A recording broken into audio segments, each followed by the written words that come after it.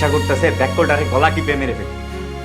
মইন, তুমি একজন কলেজের প্রফেসর, তোমার মুখে এইসব ভাষা আশা করা যায় না।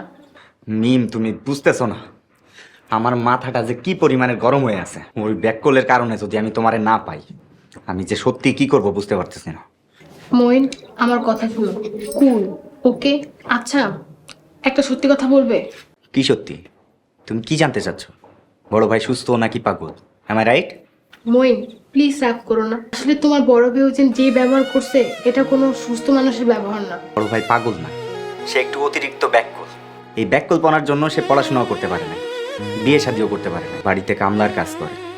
মিম, তুমি একটু তোমার বাবা মাকে বুঝিয়ে বলো প্লিজ। আমার পক্ষ থেকে যতটুকু সম্ভব আমি তোমার সাপোর্টে কথা বলছি। এর থেকে বেশি আমার পক্ষে সম্ভব না। তুমি যত তাড়াতাড়ি পারো এটা প্রমাণ করো যে তোমার বড় ভাই পাগল না, যদি আমাকে তোমার স্ত্রী হিসেবে পেতে চাও।